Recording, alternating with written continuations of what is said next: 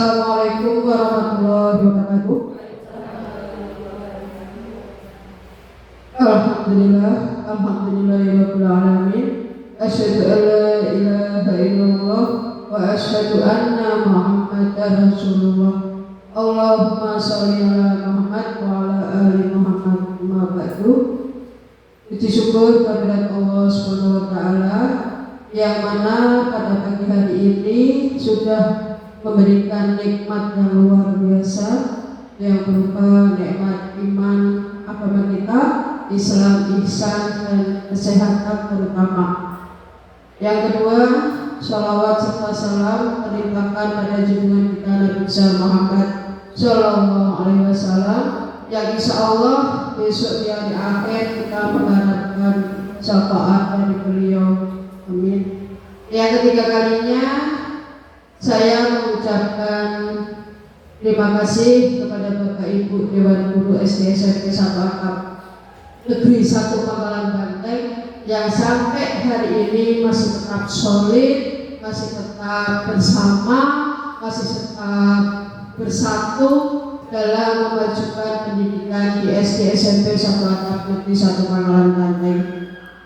Dan di sini hari ini kita melaksanakan IHT dengan tema pembelajaran mendalam atau deep learning, di mana istilah deep learning ini muncul 2 tahun ini dan beberapa sekolah sudah melakukan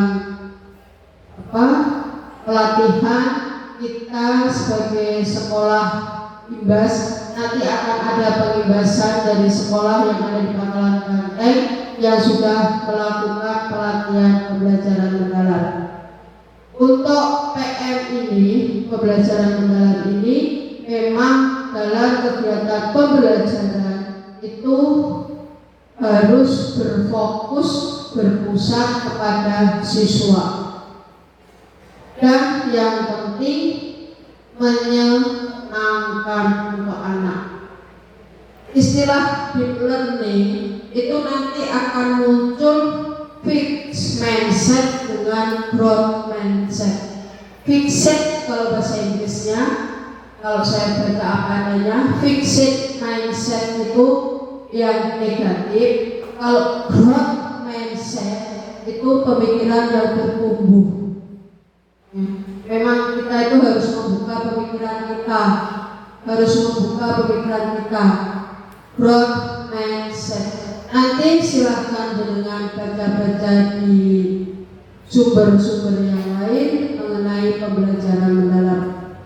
Dan ini nanti untuk IHT ini akan diisi oleh Bu Dewi Rahmawati sebagai narasumber, dan sebelumnya ini juga sebagai istilahnya menambah dokumen kita dalam lomba Kombel yang diadakan oleh Dinas Pendidikan. Ini dipanitiai, lomba Kombel ini dipanitiai oleh Pak Cucuk dengan Bu Geri. Dan kita sendiri di bawah pengawasan Bu Geri otomatis diwajibkan ikut dan dikoyak-koyak dokumentasinya. Sebelumnya terima kasih juga kepada tim Sakap yang sudah berkolaborasi mensukseskan lomba Kombel ini. Terima kasih. Dan yang terakhir dengan mengucap Bismillahirrahmanirrahim, untuk pelaksanaan IHT ini kami buka. Terima kasih. Assalamualaikum warahmatullahi wabarakatuh.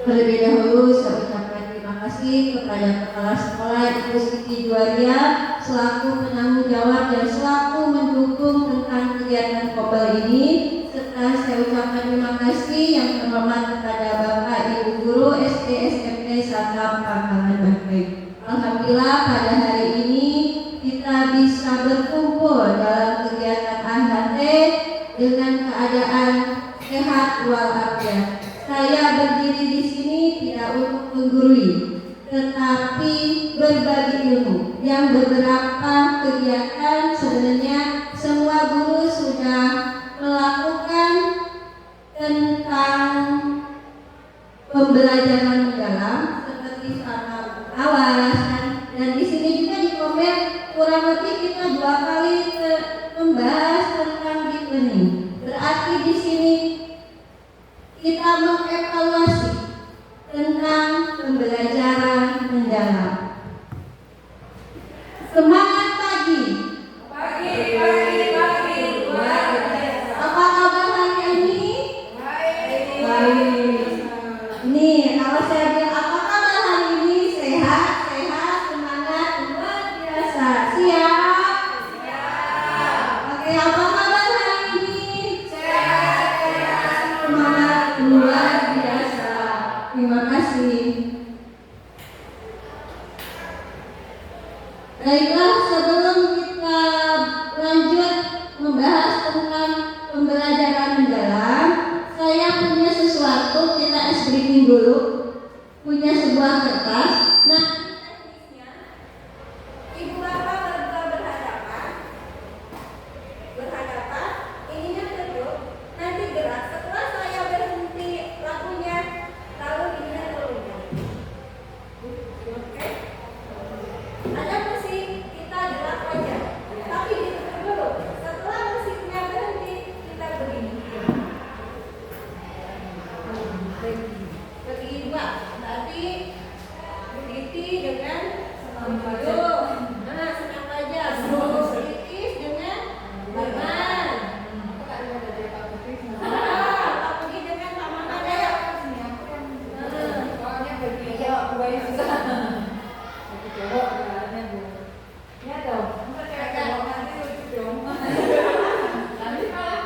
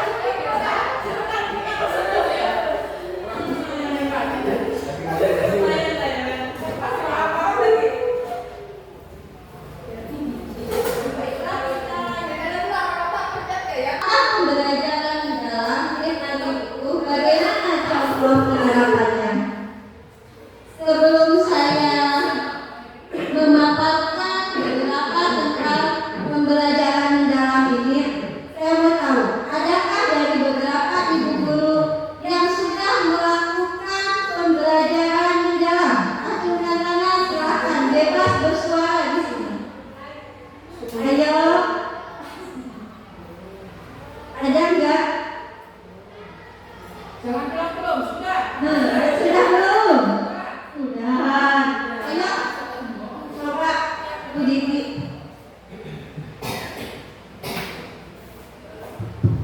Baik, terima kasih atas kesempatan yang telah diberikan. Ketika pembelajaran saya mata pelajaran bahasa Indonesia, biasanya saya sering menerapkan pembelajaran mendalam itu untuk yang berbasis proyek. Contohnya misalnya dalam teks prosedur, anak-anak saya minta untuk mempraktikkan langsung apa yang ada di dalam prosedur itu.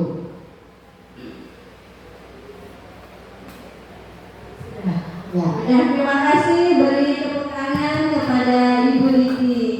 Beliau sebagai guru bahasa Indonesia.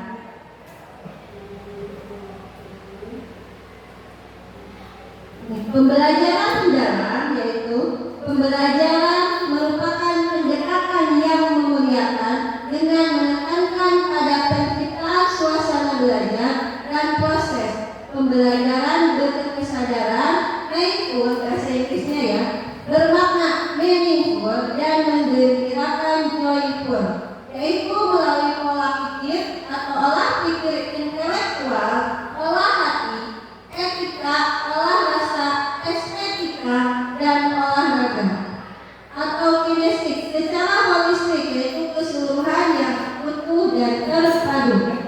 Jelas di sini yang telah kita pelajari sebelumnya bahwa kegiatan pembelajaran mendalam ini harus mewujudkan apa? Berkesadaran, bermakna, dan menggembirakan. Itulah tiga yang harus terwujudnya atau terciptanya suasana pembelajaran di dalam kelas. Seperti tadi Bu Diki bilang bahwa dengan proyek itu memang salah satu model pembelajaran yang khas untuk diterapkan di pembelajaran mendalam. Karena apa di sini?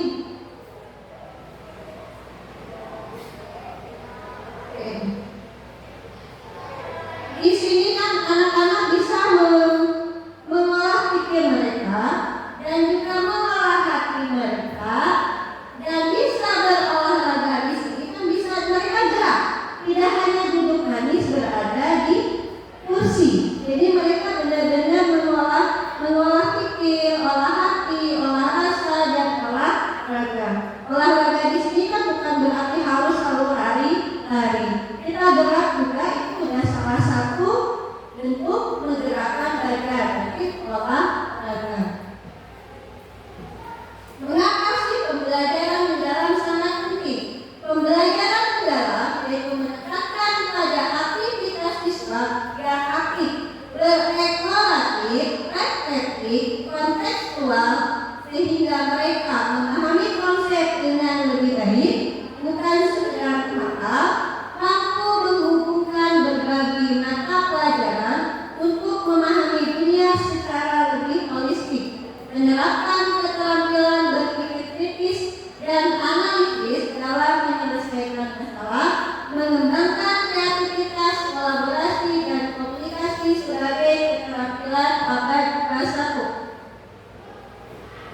Siswa aktif benar jelas bahwa siswa itu harus seperti tadi saya bilang, jangan diam di tempat, harus aktif, eksploratif, berarti siswa mampu bereksplor, berpikir sendiri. Contoh bisa yang pernah kita lakukan di kegiatan kokurikuler, seperti kemarin membuat sebuah kebun asin, anak-anak terus menanam sayur, mereka kan bereksplor sendiri.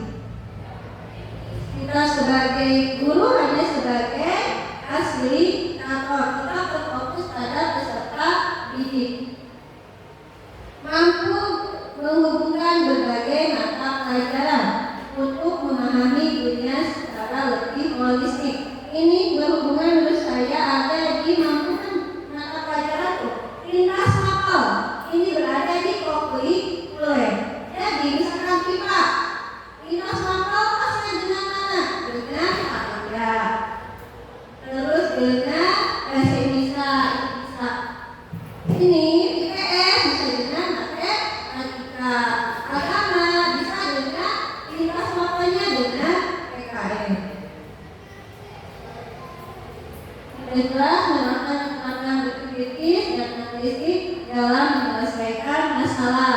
Anak-anak memang dituntut harus berpikir kritis dan menganalisis, mampu menganalisis, menyelesaikan masalah. Misalkan anak-anak nih, masalah ini bagaimana nih tanaman sayur ini supaya tumbuhannya tumbuh besar. Berarti mampu memecahkan masalah. Oh, harus dikasih obat atau pupuk. Mengembangkan kreativitas, kolaborasi dan komunikasi sebagai keterampilan abad ke-21. Di sini kita baik sebagai guru ataupun nanti sebagai peserta didik harus memang benar-benar kreativitas, menyesuaikan zaman abad 21, yaitu zaman apa? Itu apa? Ini zaman apa? Zaman apa? Kita digital.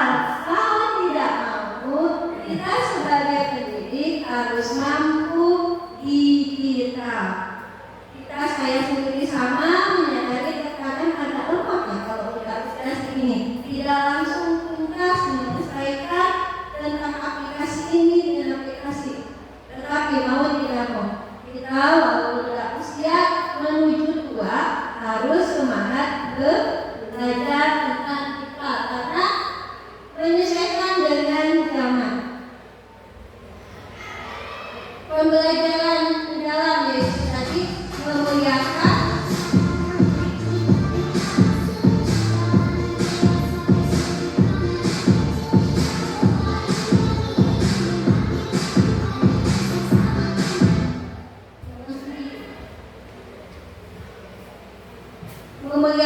dalam penerapan PR, semua pihak yang terlibat saling menghargai dan menghormati dengan mempertimbangkan potensi martabat dan nilai-nilai kemanusiaan. Pembelajaran mendalam yaitu tadi ada prinsip berkesadaran, bermakna dan bergembirakan. Menuju kesadaran bermakna dan menggembirakan itu ada apa aja sih yang harus dilakukan oleh anak-anak nantinya? Olah pikir, olah hati, olah rasa, olah raga. Nantinya akan mewujudkan ke profil lulusan 8 dimensi profil lulusan. Sampai di sini Ibu Bapak, ada yang mau sharing? Ya, silakan. Lanjut dulu ya. Ini kerangka kerja pembelajaran mendalam. 1. Ada dimensi profil lulusan yaitu 8 ya, ada 8. 1. Ketuhanan terhadap Tuhan yang Maha Esa. 2. Kolaborasi, keluargaan, kreativitas, penalaran kritis, kolaborasi, kemandirian, kesehatan dan komunikasi. Prinsip pembelajaran ada 3: berkesadaran, bermakna, dan menggembirakan. Pengalaman belajar sebagai proses yang dialami peserta didik dalam pembelajaran yaitu memahami, mengaplikasi, dan berefleksi. Kerangka pembelajaran sebagai panduan sistematis dalam menyusun desain pembelajaran yaitu praktik pedagogis, kemitraan pembelajaran, lingkungan pembelajaran, dan pemanfaatan digital. Kerangka pembelajaran yaitu praktik pedagogis. Pembelajaran harus berpusat pada peserta didik, mengutamakan kebutuhan minat dan pengalaman siswa, berbasis memecahkan masalah, mendorong siswa untuk berpikir kritis dalam menyelesaikan tantangan nyata, menggunakan pendekatan interdisipliner, menghubungkan berbagai mata pelajaran untuk memahami yang lebih mendalam, berorientasi pada penguatan karakter dan keterampilan abad 21, mengembangkan kreativitas, komunikasi, kolaborasi, dan berpikir kritis. Di sini ada prinsip asesmen pembelajaran mendalam. Ada Ada 3 prinsip: asesmen sebagai pembelajaran, asesmen untuk pembelajaran, dan ada asesmen dalam pembelajaran. Yang mana pada asesmen sebagai pembelajaran yaitu untuk refleksi pada proses pembelajaran dan refleksi diri peserta didik. Asesmen untuk pembelajaran, asesmen untuk perbaikan proses pembelajaran berfungsi sebagai umpan membantu peserta didik memahami progres belajar mereka serta refleksi guru mengajar. Asesmen dalam pembelajaran yaitu asesmen untuk mengukur capaian pembelajaran peserta didik pada akhir pembelajaran. Yang mana sebenarnya ada isu memang yang sedikit saya pahami. Kalau sudah kegiatan pembelajaran ini udah ada asesmennya, misalkan per tema itu tidak apa-apa, tidak ada ujian semester, tetapi ini baru isu. Tetapi ada benarnya menurut saya karena setiap tema kita udah ada asesmennya. Transformasi peran guru dalam ekosistem pembelajaran mendalam. Dari pemerintahan pusat, pemerintahan daerah, kepala sekolah, guru, kepala sekolah, pemerintahan pusat. Guru di sini sebagai aktivator, guru sebagai kolaborator, guru sebagai pengembang budaya belajar. Peran guru dalam pembelajaran mendalam itu tadi sudah dijelaskan sebagai aktivator, kolaborator, pengembang budaya belajar. Guru menstimulasi peserta didik untuk mencapai tujuan pembelajaran dan kriteria kesuksesan pembelajaran dengan berbagai strategi serta memberikan umpan balik untuk menstimulasi setiap level pencapaian yang lebih tinggi. Kolaborator, berarti di sini guru berkolaborasi, bisa kolaboratif inquiry dengan peserta didik, rekan sejawat, keluarga, masyarakat, mitra profesi, dan gurika dalam mitra yang lainnya untuk mengembangkan dan berbagai pengalaman nyata dalam penerapan pembelajaran mendalam. Pengembangan budaya belajar, di sini guru memberikan kepercayaan, peluang mengambil resiko, risk taking kepada peserta didik untuk mengembangkan kreativitas dan berinovasi dan melibatkan peserta didik dalam mengembangkan pengalaman belajar serta menciptakan lingkungan pembelajaran yang mendukung pada pembelajaran mendalam. Ini sekolah kita alhamdulillah ya sudah selalu melakukan kolaborasi bermitra. Contohnya yang sudah mungkin dia tahu yaitu bermitra dengan tim depannya misalnya di satu di pembelajaran mulai akan bermitra dengan asli orang sini, asli orang dia sini. Ada jujur di sini kan belum ada yang ahli tentang bahasa.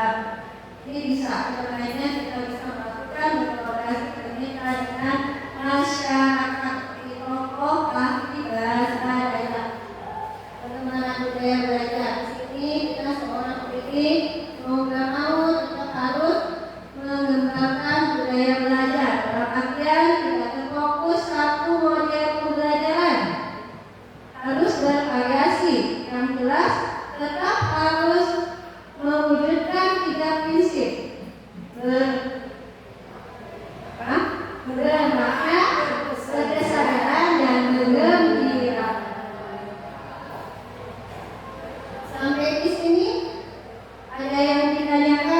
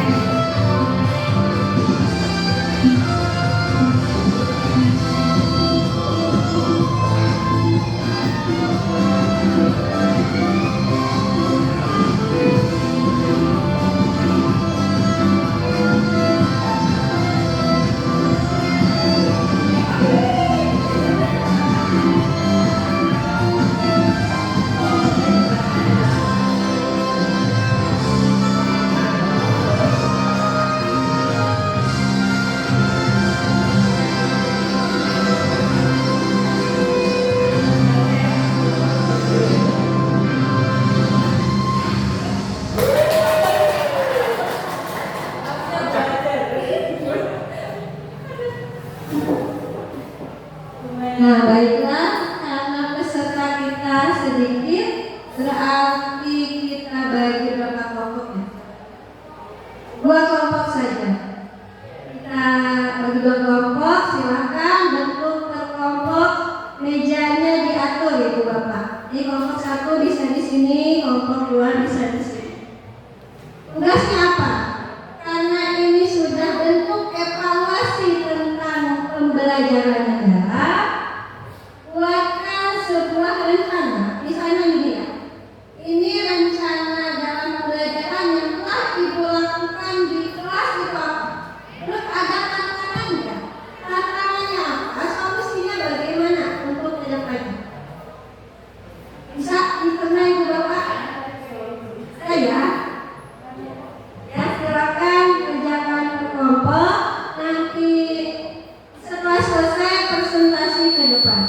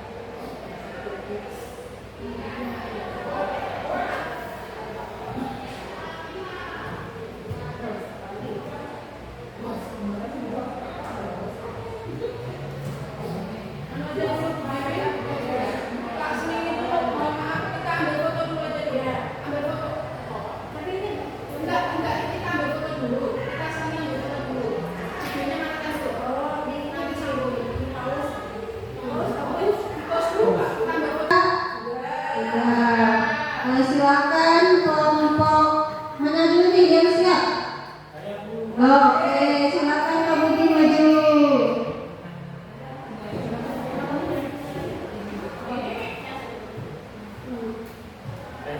Tes. Assalamualaikum warahmatullahi wabarakatuh. Selamat pagi. Ini sharing ya tentang pembelajaran di kelas. Ini tantangan dan solusi dalam pembelajaran. Ini yang pertama dari bukan ini. Yang pertama yang ditemukan permasalahannya adalah anak tidak memperhatikan dalam proses pembelajaran. Ini dialami oleh banyak guru sepertinya. Anak tidak memperhatikan, ada yang tidur, ada yang ngerumpi, ada lain sebagainya. Sepertinya hanya bukan saya tapi semua guru hampir mengalami hal ini, penurunan degradasi. Solusinya adalah memberi tugas tentang materi yang tidak diperhatikan. Ini dari buku seperti itu. Ini solusi dari Umar. Kemudian yang kedua adalah mengganggu atau berbicara dengan teman. Ketika Umar ada, kemudian ada siswa yang lumpi dengan sampingnya atau belakangnya. Ini tentunya akan mengganggu proses pembelajaran dan proses dari guru ke siswa. Akhirnya materinya banyak yang PR ya Umar ya. Dan kemudian remedi itu ya, remedi. Nah ini PR bagi kita semua. Yang nomor 3 adalah suka tidur di kelas. Ini seperti yang pernah saya sampaikan itu ya, hari ini zaman globalisasi di mana teknologi internet menjadi hal yang wajib harus, tetapi di anak remaja akan menjadi bumerang bagi mereka ketika tidak bisa menggunakannya dengan baik atau proper. Selanjutnya adalah tidak mengerjakan tugas. Nah ini Umar sering memberikan tugas yang kalau di akhir pembelajaran semester Umar itu saya lihat direkap semua tugas dan sebagainya, ulangan dan sebagainya. Dan ini solusinya adalah diberikan jam tambahan untuk menyelesaikan tugas. Jam tambahannya di mana Umar?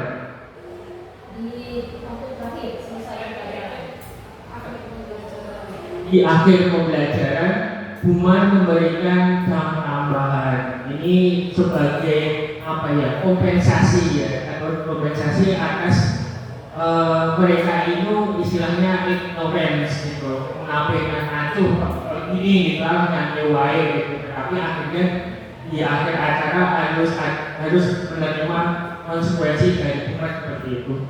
Demikian dari Umar. Kemudian tambahan dari saya sedikit saja, tantangan dan solusi dalam pembelajaran. Kalau saya ini, Bapak Ibu semua kasih tahu, saya ini ngajarnya ya kurang well lah, jauh kurang pokok gitu. Tapi beberapa waktu yang lalu saya akali menggunakan Chromebook, kemudian saya menggunakan Quizzes, Kahoot, dan kelas 9 saya mencoba membuat iklan dengan Canva, kemudian dikirim lewat email. Setelah itu nanti iklannya dipampang di LCD, kita review bersama-sama. Ternyata anak-anak ini cukup menarik ketika bersinggungan dengan internet, dan kita memberikan guideline, guidance yang teman-temannya ini apa ya, mudah memahaminya seperti itu. Jadi ya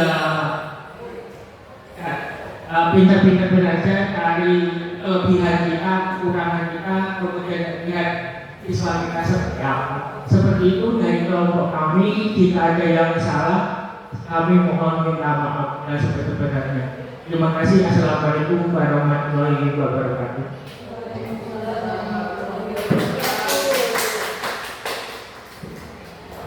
Terima kasih kepada kelompok Pak Budi. Ya betul bisa. Kenapa sih di pembelajaran mendalam itu kan ada pemanfaatan digital? Pemanfaatan digital tersebut tidak hanya terfokus terhadap gurunya, tetapi siswanya mampu mengaplikasikan tentang digital.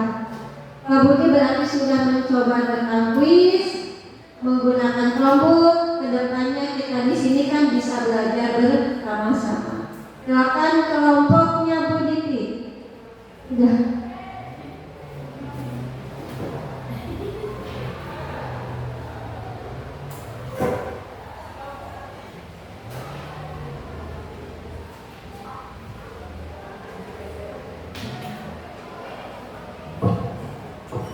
Oke, terima kasih atas topiknya. Assalamualaikum warahmatullahi wabarakatuh. Di sini saya akan menyampaikan diskusi dari kelompok 2 yang beranggotakan saya sendiri Windriasi dan Ibu Titi Sapitri dan Kepala Sekolah Bu Siti Juwaria tentang permasalahan upaya dan hasil yang kita dapat. Mungkin permasalahan kita sama dengan kelompok yang pertama tadi. Mungkin emang permasalahan kita itu yaitu terhadap anak, yaitu yang pertama itu kedisiplinan dan pengawasan dan konsisten anak terhadap tugas. Hampir sama dengan Pak Budi tadi. Memang permasalahan anak itu ada di kemalasan anak, gitu. Jadi dari pengalaman saya di kelas, anak itu emang kurang minat belajarnya, sangat malas. Dengan apa yang kita terangkan, anak itu cenderung tidak mendengarkan, berisik sendiri seperti Pak Budi yang dibilang tadi, ngerumpi sendiri di pojok. Yang cowok ada yang menggambar, ibu gurunya sedang menerangkan, dia malah menggambar, yang perempuan ngerumpi sendiri. Sama Pak, pengalaman saya di kelas juga seperti itu. Terus permasalahan kedua, kalau dalam kelompok itu pembagian tugas dan koordinasi tim itu tidak merata. Jadi kadang tuh yang bekerja itu perempuan, yang laki-laki itu dalam kelompok cenderung memanfaatkan perempuan. Jadi tidak bekerja nunggu hasil dari kerja yang perempuan, hampir sama. Jadi di sini upaya atau solusi dari kelompok kami dari kolaborasi saya dengan Bu Diti, yang pertama, gunakan komunikasi efektif terhadap kepada anak. Jadi kita gimana memahami karakter anak satu persatu. Jadi kita solusi yang kita ambil yaitu berkomunikasi yang efektif dengan cara memahami setiap karakter anak. Untuk memahami karakter anak itu sangat sulit. Setiap anak itu memiliki karakter yang berbeda-beda. Ada yang IQ-nya rendah, ada yang tinggi, ada yang aktif, ada yang kalem, ada yang marah, ada yang cenderung diam di kelas. Jadi untuk memahami karakter anak itu sangat sulit dan butuh keahlian. Itu yang kami lakukan. Jadi kita juga tetap belajar untuk memahami karakter anak per anaknya. Yang kedua, solusi yang kita gunakan yaitu terapkan tanggung jawab terhadap anak. Itu upaya yang kita lakukan. Dari hasil yang ada lagi upaya, kita selalu melakukan kolaborasi. Saya akan melakukan kolaborasi dengan mata pelajaran lain. Seperti contohnya saya dengan mata pelajaran prakarya dengan bahasa Indonesia. Yang pernah kita lakukan yaitu kalau di prakarya itu ada sistem praktek ya.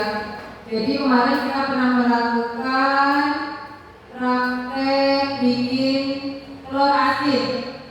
Nah disitu saya kolaborasi dengan bahasa Indonesia. Dari praktek itu kita bagi kelompok-kelompok, kemudian setelah kita melakukan praktek, hasilnya kita praktek itu kita jual. Nah, dan dari kolaborasi itu mereka belajar iklan. Iklan itu ada di mata pelajaran. Oke. Untuk hasil yang kita dapatkan dari permasalahan solusi yaitu yang pertama tadi kolaborasi, yang kedua integritas mata pelajaran.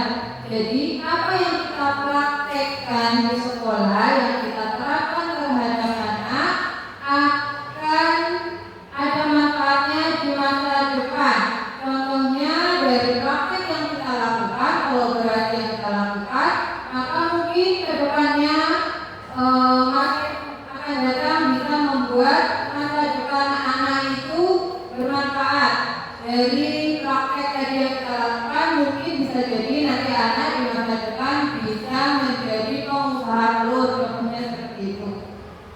Jadi apa yang kita terapkan di dalam kelas, manfaatnya di masa depan itu ada. Integritas nyata, praktek nyata bisa kita manfaatkan di masa depan. Itu pelajaran mendalam kita yang kita lakukan. Mungkin itu saja, kurang dari lebihnya saya mohon maaf. Wassalamualaikum warahmatullahi wabarakatuh.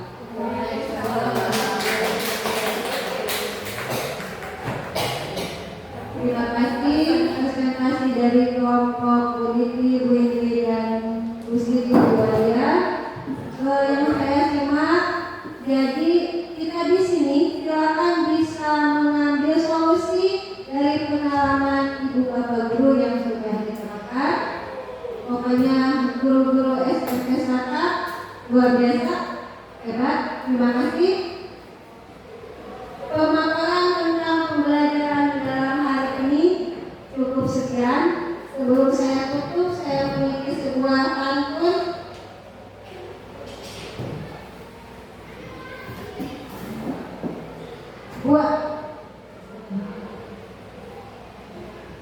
Buah pir, buah kesemak, rasanya manis dan asam. Gula-gula